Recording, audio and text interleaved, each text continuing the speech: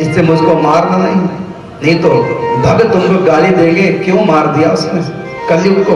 कलयुग कितना अच्छा युग था, केवल नाम जब से उद्धार हो जाता है।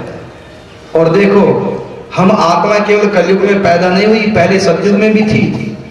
कितने जन्म हो चुके, त्रेता युग में भी थे, द्वापर युग में भी थे, किसी भी युग में अपना उद्धार नहीं कर सके, तभी तो कलयुग में पैदा हुए। लेकिन अब आसानी से अपना उद्धार कर सकते हैं। सतयुग में उद्धार नहीं कर सके क्योंकि ध्यान करना बड़ा कठिन था। त्रेता युग में उद्धार नहीं कर सके, क्यों? उसमें बड़े बड़े राजा लोग ही पैसे वाले यज्ञ अनुष्ठान करते थे, हम नहीं कर सके होंगे, तभी तो आना पड़ा दोबारा। द्वापर युग में पूजा और उपासना किया जाती थी, लेकिन हमारे पास वैदिक मंत्र नहीं होंगे, हम पूजा उपासना हमको विधान नहीं पता होगा, हमने कभी की नहीं होगी, कठिन हमको लगती होगी, क्योंकि उसमें समय पैसा सब खर्च होता है। 3 युगों में जो अपना उद्धार नहीं कर सके, उनका उद्धार इस कलयुग में निश्चय है, क्योंकि सबसे आसान है, कठिन नहीं। कलयुग केवल नाम आधार, कलयुग केवल नाम आधारा, सुमिर सुमिर नर उतरहु पारा।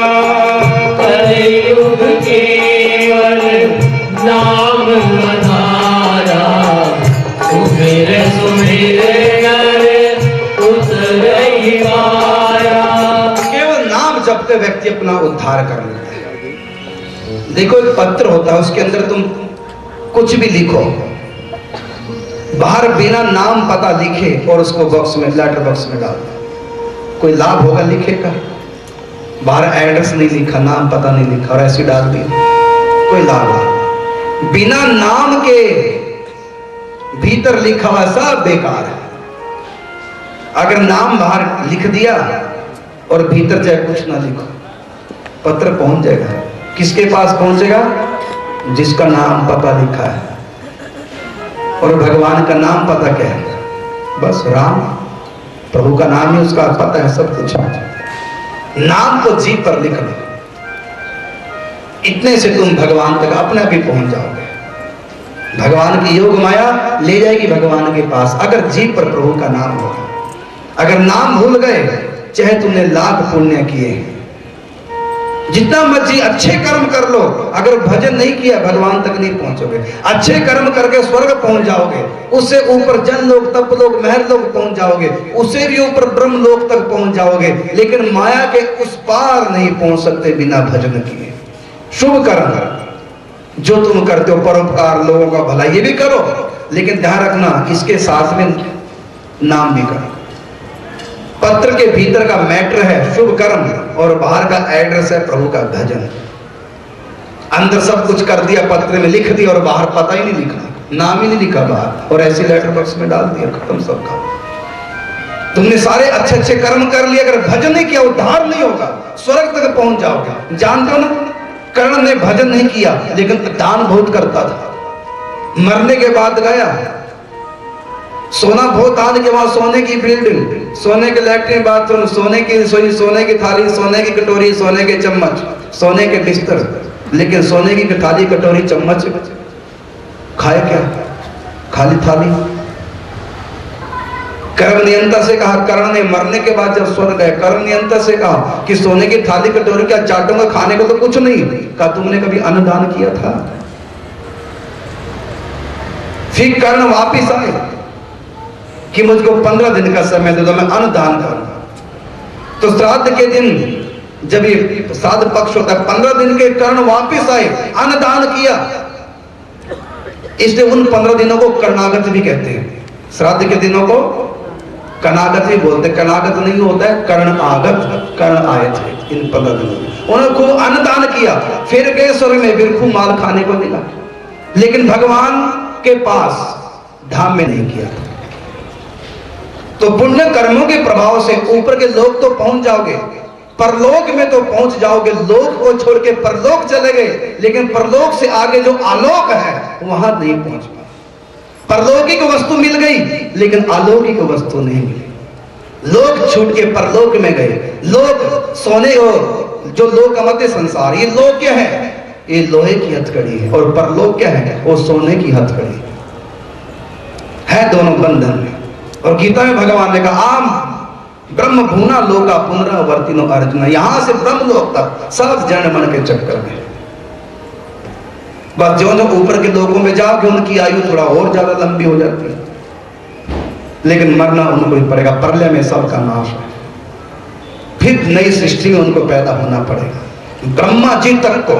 लेकिन इसके आगे की जो दिव्य अलौकिक सृष्टि है परमात्मा की, वहां कोई आत्मा माया के उस पार पहुंच गई, वो वापस नहीं आती। भगवान ने कहा यद गत्वा न निवर्तन्ते तद धामः परम मम, ऐसा मेरा धाम जहां पर जाके जीव वापस नहीं लौटता। ब्रह्मलोक से भी वापस, स्वर्ग से भी वापस, जनलोक, तत्लोक, महलोक, स्वलोक, भयलोक, सबसे वापस आ जाता है। लेकिन परमात्मा के धाम से, परम धाम से कोई वापस नहीं आता। अवतार तो ले सकता है, कई बार ऐसा तो होता है प्रभु के धाम से आ जाते हैं, उसको तो अवतार कहते हैं, जन्म नहीं कहते। भगवान के साथ भगवान के परिकर भी अवतार लेके आते हैं भक्ति का प्रचार करने के लिए, लेकिन वो जन्म नहीं होता। प्रभु की भक्ति के बिना, भजन के बिना सदगति। इसलिए तुलसीदास जी लिखते हैं कि बारी मथे घृत होई, एक बार बहुत से झूठे लोग आए तुलसीदास जी के पास। एक ने कहा मैंने पानी को मथा और मक्खन निकाल लिया। तुलसीदास जी कहते हैं कि वैसे तो ऐसा हो नहीं सकता, चलो विज्ञान ने तरक्की कर ली होगी शायद, अब तक तो दही को मथकर मक्खन निकलता था, अब पानी को मथकर के मक्खन निकलने लगा, हो सकता है वैज्ञानिक इतनी तरक्की मानव कर गया हो। भैया चलो मान लेते हैं तुम सच कह रहे हो, ठीक, सब झूठे, एक से झूठा था। दूसरा आया कि मैंने रेत को कोल्हू में पीड़ा और तेल निकाल लिया। तुलसीदास जी कहते निकाल लेगा, मान लेते हैं। एक ने कहा कि मैंने गन्ने के फल खाए, गन्ने को फल नहीं लगता, मैंने गन्ने के फल खाए होंगे, होते हो कि गन्ने के फल लगते होंगे। एक ने कहा मैंने चंदन के पुष्पों की माला एक बार पहनी थी, चंदन पे फूल नहीं लगते, चलो भैया पहन लियो, लगते होंगे। एक ने कहा कि अभी अभी मैं भाग्य नगर से आया हूं। दूसरा से कहा फिर क्या देखा वहां, क्या नया चंबा देखा? कहते चारों माताएं चुपचाप बैठी थी, जबकि ऐसा हो नहीं सकता। तुलसीदास ने कहते भाई ठीक कहते होंगे, बैठी होंगे, वैसे ऐसा हो तो सकता नहीं, लेकिन हो सकता है ऐसा, माताएं तरक्की कर गई, शायद चुप रहना सीख ले, चार माता बैठी हो चुप। फिर एक और आया, महाराज मैंने ऐसा सोना देखा जिसमें सुगंध निकलती है। कभी कहावत तो सुनी थी कि सोने में सुगंध, लेकिन होती तो नहीं। अब तुम कह रहे हो, चलो मान लेते हैं होती है। एक ने कहा कि अग्नि, ठंडी अग्नि देखी है, हमने कहा देखी होगी। एक ने कहा गर्म बर्फ देखी, हाथ जल गया, होगी। एक ने कहा हमारे यहाँ पश्चिम से सूर्य निकलता होगा भाई। इस प्रकार एक से एक बढ़कर झूठी। और तुलसीदास जी सबको कहते हैं ठीक है भैया, हो सकता है ऐसा, हो सकता है, हो सकता है। फिर अंत में एक सबसे बड़ा झूठा आया, उसने कहा कि बिना भजन किए मुझको शांति मिल गई। कहता तू सबसे बड़ा झूठा है, औरों को मैं सच मान लूंगा, तेरे को सच नहीं मान सकता, क्योंकि सब कुछ हो सकता है लेकिन बिना भजन किए कोई शांति इनको प्राप्त नहीं हो सकता। और लिख दिया उन्होंने एक दोहे में इतनी लंबी कथा को कि बारी मथे, बारी का मतलब पानी, बारी मथे घृत होई और सिकता दे बरु तेल, सिकता का मतलब रेत। बारी मथे घृत होई सिकता दे बरु तेल, लेकिन बिन हरि भजन ना भव तरही, यह सिद्धांत अबे। ये नहीं हो सकता। हर झूठ को व्यक्ति सच में बदल सकता है, लेकिन ये झूठ कभी सच नहीं हो सकता। सोने में सुगंध पैदा कर सकता है, गन्ने में फल पैदा कर सकता है, चंदन के वृक्ष पर फूल भी कोई लगा सकता है, ये सब कुछ हो सकते हैं, लेकिन बिना भजन के कोई मुक्त नहीं हो सकता। कहने का मतलब कितना भी शुभ कर्म कर लो, जड़ मन से छुटकारा नहीं बिना भजन के। और हम सब कुछ करते हैं लेकिन भजन नहीं करते। ठीक है, करो पूजा पाठ, करो व्रत, करो तीर्थ यात्रा, ये सब पुण्य है, महान है, लेकिन इन सब के साथ में नाम को ना भूलो। अगर नाम छूट गए तो सब बेकार।